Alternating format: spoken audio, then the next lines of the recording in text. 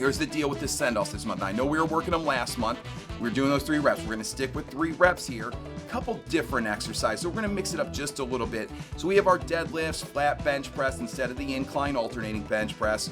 We'll do split squats or rear foot elevated split squats, and then the hip bridge row. So a couple that we've been working on and a couple slightly different ones. Again, the split squat, very similar to our step up. Rear foot elevated split squat, very similar to the step up. But we'll start with those deadlifts, of course. Obviously, we're focused here on quality form. So this is where we want to match up the weight with those reps. So we're going for 3 reps. Just like in March, I want you thinking about a weight that you could do 5 good reps of, but we're only going to do 3, and we're going to get a few rounds in of it. But the key here is we've already been doing them for a month. You've been working at a weight that you could do 3 good reps of, which means hopefully it means you could do 5 challenging reps of. Well, now this month I want you to take that weight up and go back to 3 reps. And we're going to go down on the number of rounds to get started. So we're kind of going to use this as a deload week for those of you that have just worked 4 straight weeks of it. For newer people, it's just going to be a chance to get introduced to the exercises and find the right weight. So again, I don't know what it might be for you, but let's say, for example, on that deadlift, if you've been doing 200 pounds on your deadlift for 3 reps, now let's take it up to 210, maybe 220, again, depending on how you're feeling. I don't know exactly what that weight would be, but good rule of thumb for most people is 5 to 10 pounds, or 10 to 20 pounds, on a lower body exercise, 5 to 10 pounds on an upper body exercise. Again, now some of you, we can't force adaptation. So some of you might still be working the same weight that you were before. But if you've been challenging yourself and really trying to find the right weights, you should feel a little bit stronger this month than you did last month. So we want to test that. So take that weight up. We're going back down to 5 reps. Then we have our flat bench press. So a little bit different than the incline. We're not going to be alternating those arms. It's just going to be 3 straight reps. You're going to hear focus on wrists staying over the elbows, squeezing those shoulder blades, pressing that weight up. Now, because we weren't doing the flat bench last month, you might not know exactly what weight you want to start with. I would say first of all, go back through your sheets and see what you've been doing when we've been working the flat bench before.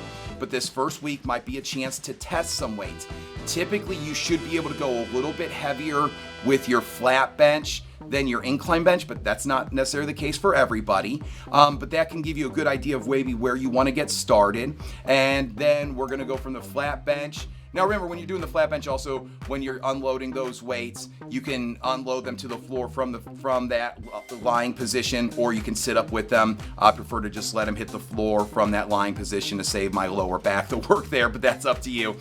Then from there, we're going to go to our split squats or rear foot elevated split squats here. So again, for some of you, it might not have any weight involved right now. You might be working on your balance here. Take your time on these reps, starting from that half kneeling position, pressing up out of that. If you want to hold a weight, start with a goblet position, whether it's a dumbbell or kettlebell. You can take those weights down to your sides if you're starting to feel a little stronger. Then there's also the vests and things like that. And if you're feeling pretty confident with your split squats, which means that you're adding weight to it and your balance is strong and you want to try our rear foot elevated split squats, you're more than welcome to. We'll take the time to get them set up, whether you want to use the bar on the squat rack or you want to use a suspension trainer. Here we're focused on squeezing that back glute as you lower that knee down toward the floor. You don't necessarily have to touch the floor, but I want you to think about that front leg doing the work here. That back leg is just supporting you a little bit here as you're working. You are going to feel this in your glutes as well. That's why we use the Landmine RDL to kind of get those glutes firing as well, to hopefully get them warmed up.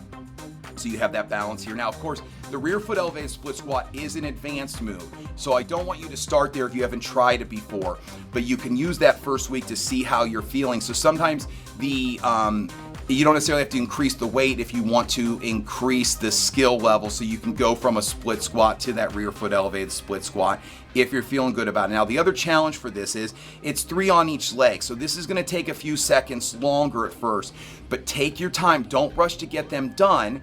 But again, start with what you know you can do well, and then that first week can give you a better idea of how you could either increase the weight or increase the challenge, whether it's by the weight or by the skill of the exercise as well. So there's a couple different ways to work on that one. And then the last one's going to be our hip bridge rows, again, just like we were working this month. Now, again, the key key to the hip bridge row here is, one, finding that spot, getting the length of the TRX right so you get that full range of motion, and then positioning your feet underneath you to make sure that it helps you accommodate your strength level. So the closer you get those feet underneath your hips, the lighter you're gonna feel. As you're feeling stronger, you can walk those feet away from your hips, and that's gonna make your body weight a little bit heavier for those rows, so don't be afraid to challenge yourself there. The other option is to turn around and work that traditional TRX row. We are still working, looking for the exercise and the variation that you can do very well, not struggling. We don't want these reps to be hard. We don't want to feel exhausted by them.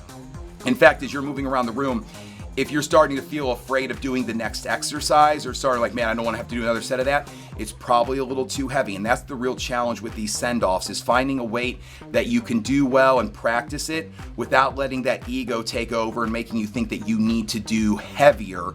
We're going to get a lot of reps in. The last couple sets is where you're going to start to find out if that weight was right or not. So again, in that first week, we're going to do 60-second send-offs. We're going to do 5 rounds. Again, this is going to give you a chance to find the right weights without any too much pressure to kind of, get a bunch of sets in here. So take your time with it. And then in the weeks 2, 3, and 4, we'll take the time down on the send-offs and we'll start to take the volume up. So by that last week, you're gonna get 7 sets of 3 reps, in which gives you 21 total reps, whereas we're gonna start with 15 reps, which is very similar to doing 3 sets of 5 reps. But when you do 3 sets of 5 reps, you're probably gonna feel pretty tired after each set if you're doing the right weight. With this program, it allows you to do a little less than you absolutely can, but it's gonna give you more time to do more reps. So in the first week, we get 15 total reps. By the last week, we're gonna get 21 total reps in of a weight that is challenging for those 5 reps, okay?